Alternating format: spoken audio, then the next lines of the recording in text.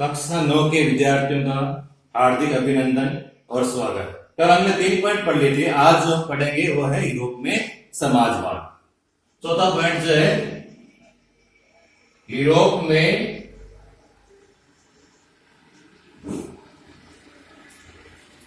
समाजवाद। अब हमने देखा था कि समाजवाद की जो विचारधारा जो थी ये पूरे यूरोप के अंदर जो है ये फैलने लगी थी, और ये जो समाजवादी जो लोग जो थे ये निजी संपत्ति के विरोधी थे। निजी संपत्ति के ये लोग जो थे विरोधी थे। ऐसा क्यों था? क्योंकि निजी संपत्ति के अंदर क्या होता है कि एक व्यक्ति जो होता है वो प्रमुख होता है, जो मालिक होता है, और जितना भी लाभ जो होता है उस लाभ का पूरा लगभग भाग जो है, लाभ का जो लगभग भाग जो है ये किसको मिलता है? इस एक व्यक्ति को मिल जाता है या उस कंपनी को मिल जाता है। लेकिन उस उत्पादन को बढ़ाने वाले जो लोग जो है, जो सैकड़ों की संख्या में या हजारों की संख्या में जो है, जो मजदूर जो है, उनको ये लाभ नहीं मिल पाता है। और इसलिए जो है ये समाजवादी जो लोग जो थे ये निजी संपत्ति के विरोधी थे कि इस प्रकार से नहीं होना चाहिए कि मेहनत तो मजदूर करता है और लाभ सारा जो है ये कौन ले जाता है? ये मालिक जो है उनको मिल जाता है। तो इस प्रकार की विचारधारा जो थी यूरोप के अंदर फैलने लगी थी। धीरे धीरे यूरोप के अंदर जो एक नई विचारधारा आने लगी थी इन समाजवादियों के द्वारा, वो थी कोऑपरेटिव की।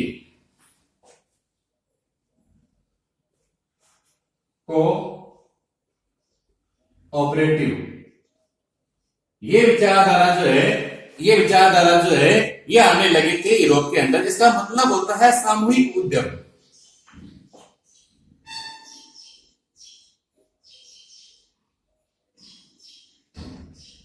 सामूहिक उद्यम इसका मतलब क्या होता है कि कुछ लोग मिलकर आपस में जो है कोई कार्य करेंगे और जो मुनाफा होगा उसका लाभ जो उस पूरे समूह को जो है वो मिलेगा। तो इस प्रकार की कोऑपरेटिव विचारधारा जो है ये जो है यूरोप के अंदर जो है ये फैलने लगी थी।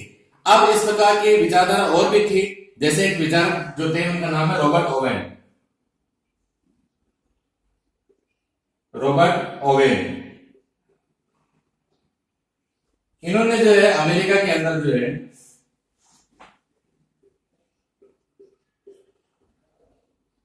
एक नया समन्वय नामक जो है समुदाय की स्थापना की थी। नया समन्वय नाम की एक जो है समुदाय की स्थापना जो है ये इनके द्वारा की गई थी। इसी प्रकार जो है ये जो यूरोप के जो लोग होते या अन्य जो लोग होते ये सामूहिक खेती के ऊपर भी चर्चा करते थे।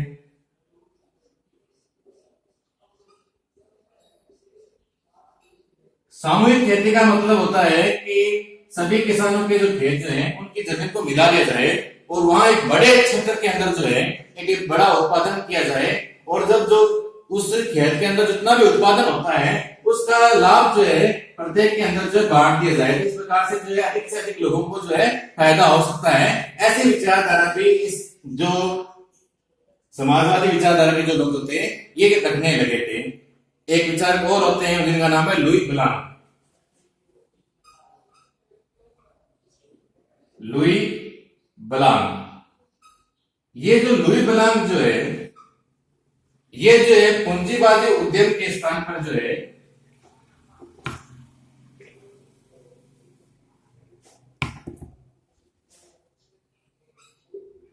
पूंजीवादी उद्यम के स्थान पर जो है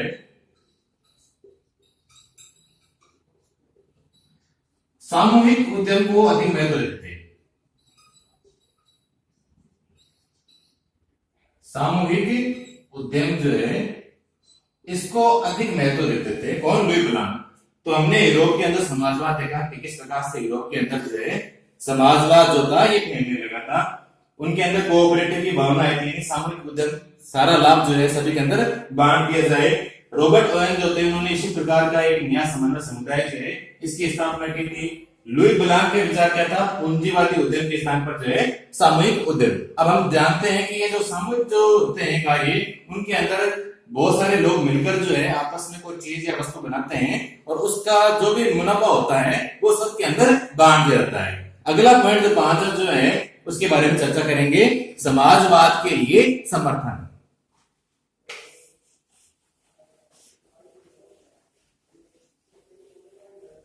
अगला पॉइंट है 5वां,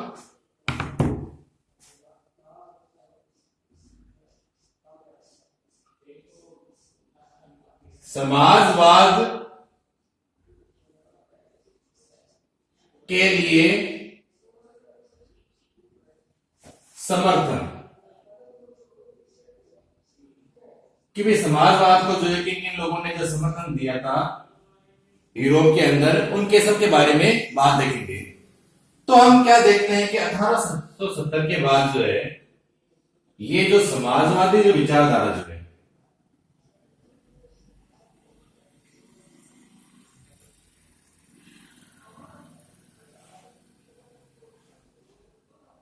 ये जो विचारधारा जो थी ये फैलने लगी थी, बहुत अधिक मात्रा में जो है फैलने लगी थी।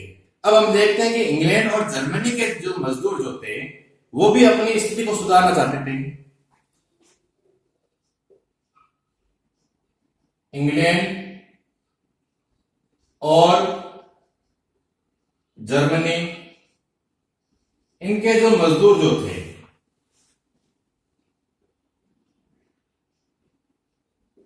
ये क्या चाहते थे, ये अपनी स्थिति जो थी इसको सुधारना चाहते थे। ये विचारधारा जो है इनके अंदर आ गई थी कि हमारे मजदूरों की स्थिति जो है वो सुधार आए। तो इसके लिए इन्होंने क्या क्या प्रयास किए थे गांधी जी कि संकट के समय में मदद की जाए, संकट के समय मदद की जाए। इसके लिए इन्होंने क्या किया था, कोष बनाए थे कि जिनको पैसों की आवश्यकता हो तो उन्हें पैसे प्रदान किए जा सके। इनके अलावा जो है इन लोगों के द्वारा जो काम किए गए थे वो थे काम के घंटे जो थे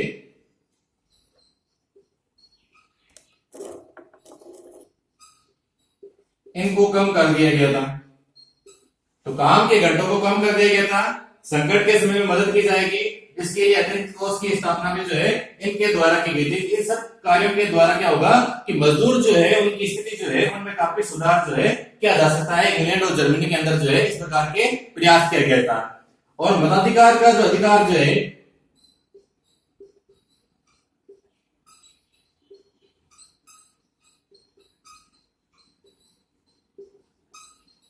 इसका भी इन्होंने जो है समर्थन किया था। तो ये सारे कार्य जो है समाजवादियों के द्वारा किए गए थे 1870 के बाद में जो है इंग्लैंड और जर्मनी के अंदर।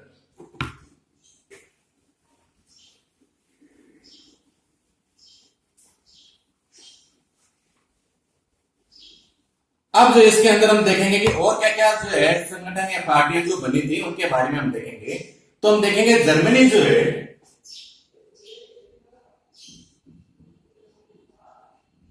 वहां पर जो है सोशल डेमोक्रेटिक पार्टी बनी थी।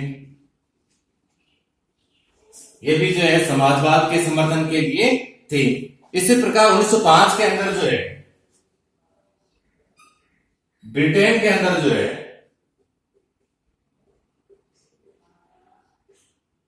कौन कौन समाजवादी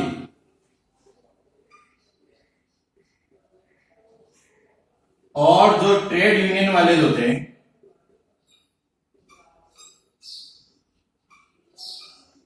इन्होंने मिलकर जो है एक पार्टी बनाई थी जिसका नाम था लेबर पार्टी।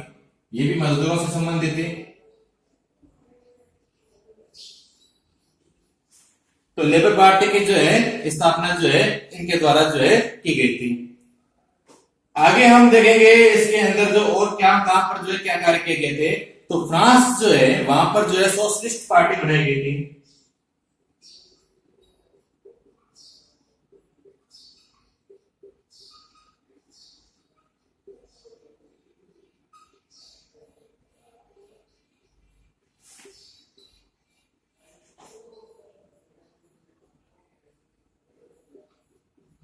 अब 1914 के अंदर क्या होता है, चुनाव होते हैं, लेकिन इन चुनावों के अंदर जो है समाजवादी जो होते हैं इनकी हार होती है।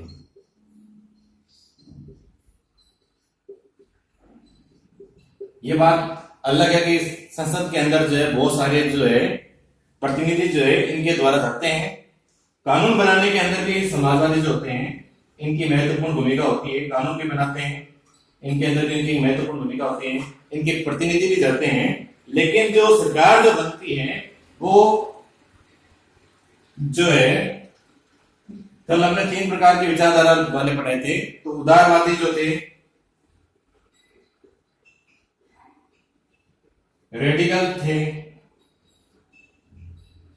या रूढ़िवादी जो थे। तो सरकार जो बनती है वो इनकी बनती है। तो समाजवाद के लिए समर्थन के अंदर जो है हम ये देखेंगे। एक चीज जो है 14 पॉइंट जो था हमारा, यूरोप में समाजवाद।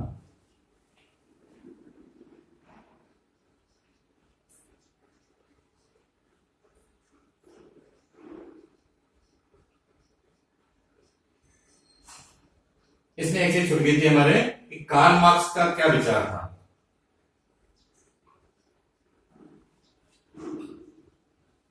कार्ल मार्क्स जो है ये पूंजीवादी समाज के स्थान पर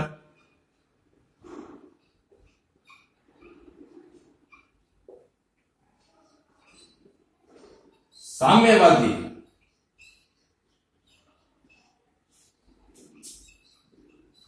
समाज की स्थापना करना चाहते थे।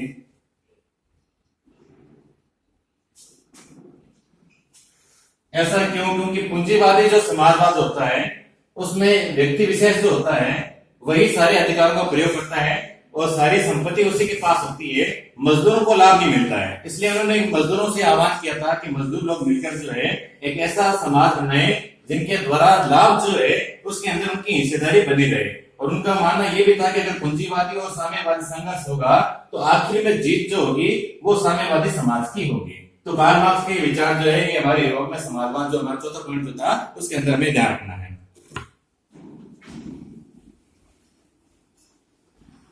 आगे हम पढ़ेंगे रूसी क्रांति।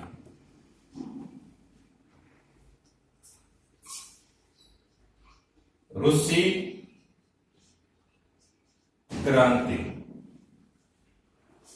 1917 के अंदर हुई थी और इसके अंदर जो है क्या होता है, जो रूस जो है उसके ऊपर जो है समाजवादियों का कब्जा हो जाता है, शासक को हटा दिया जाता है और रूस पर जो है समाजवादी जो है उनका जो है कब्जा हो जाता है। रूस पर अधिकार जो है समाजवादी को हो जाता है। ये घटना कब होती है? 1917 के अंदर जो है ये घटना होती है। तो फरवरी 1917 के अंदर जो है राजशाही पतन, फरवरी 1917 के अंदर जो है राजशाही पतन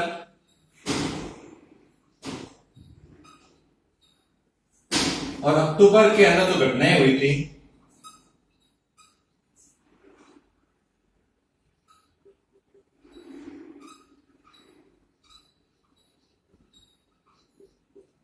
फरवरी 1917 में राजशाही पतन, अक्टूबर के अंदर जो भी घटनाएं हुई थी इनको इस सम्मिलित रूप में हम क्या कहते हैं? अक्टूबर क्रांति कहते हैं।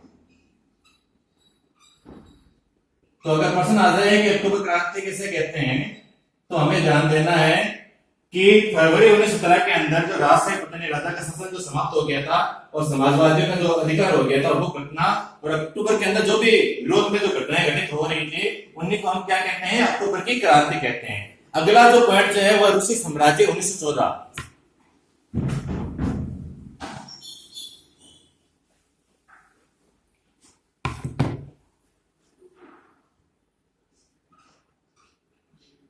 रूसी साम्राज्य 1914। अब सबसे पहले ध्यान देंगे 1914 का जो समय जो था, इस समय यहाँ के शासक कौन थे? तो जार निकोलस द्वितीय जो थे वो इस समय यहाँ के शासक थे। जार महाराजा को कहते हैं, यानी शासक कहते हैं जार निकोलस। अब आप सेकंड लगा दीजिए या द्वितीय लिख दीजिए, कुछ भी लिख सकते हैं, यहां मैं सेकंड लिख रहा हूं ऐसे। तो जार निकोलस द्वितीय जो थे ये 1914 के अंदर जो है रूस के अंदर जो है साम्राज्य जो था वहां के राजा जो थे। अब ये उस समय का जो रूस जो था उसके अंदर कौन कौन से क्षेत्र आते थे? तो ध्यान दीजिए, लातविया,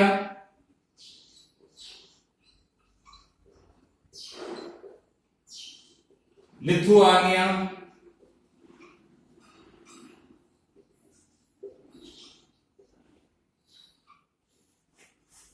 यूक्रेन, बेलारूस,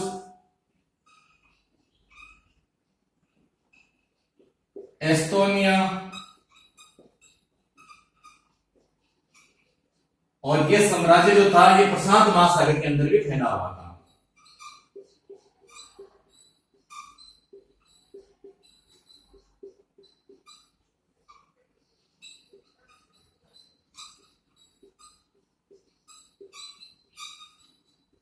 ध्यान दीजिए, Latvia, Lithuania, Ukraine, Belarus, Estonia और प्रशांत महासागर के अंदर का जो भाग जो था वहां पे ये साम्राज्य जो था ये फैला हुआ था। इसके अलावा मध्य एशिया जो है उसके साथ भी कई जो क्षेत्र जो थे वो भी इसके साथ जुड़े हुए थे। जैसे मध्य एशिया के साथ जो है, मध्य एशिया के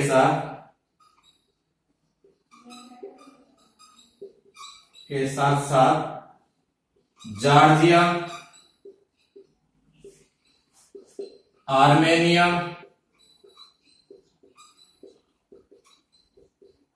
ठीक है। तो जॉर्जिया है, आर्मेनिया है, अजरबैजान है।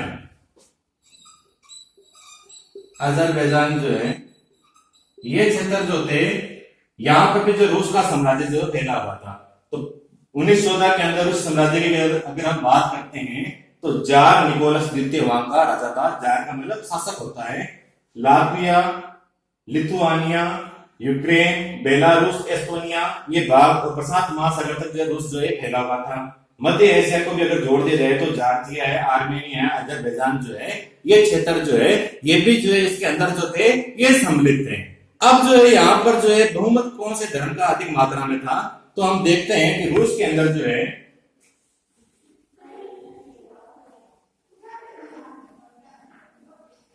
ऑर्थोडॉक्स,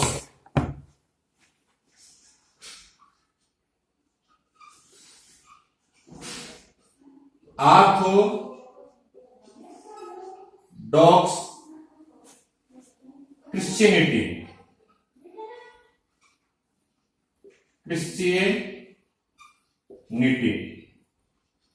ये जो समुदाय जो था इसका जो बहुमत जो था ये अधिक मात्रा में था। इनका बहुमत जो था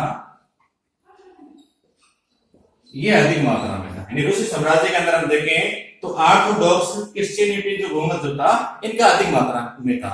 इनके अलावा भी बहुत सारे धर्म के लोग यहां पर थे, जैसे कैथोलिक,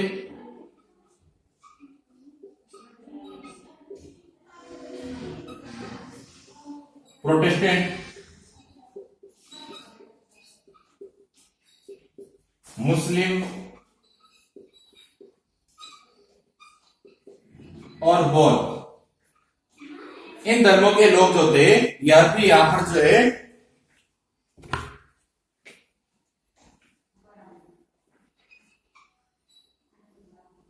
तो दोबारा ध्यान दीजिए, ऑर्थोडॉक्स क्रिश्चियनिटी इस धर्म का बहुमत यहां पर अधिक मात्रा में था। इनके अलावा कैथोलिक है, प्रोटेस्टेंट है, मुस्लिम है, बौद्ध है। इस जो धर्म के जो लोग जो थे इनका भी यहां पर बहुमत था। अब हम एक बार इसके जो है कुछ प्रश्न दे रहे बता रहा हूं, ये आपको कैसे करना है। पहला प्रश्न जो है, अक्टूबर क्रांति किसे कहते हैं? अक्टूबर क्रांति किसे कहते हैं? दूसरा ये कार्ल मार्क्स का विचार लिखिए।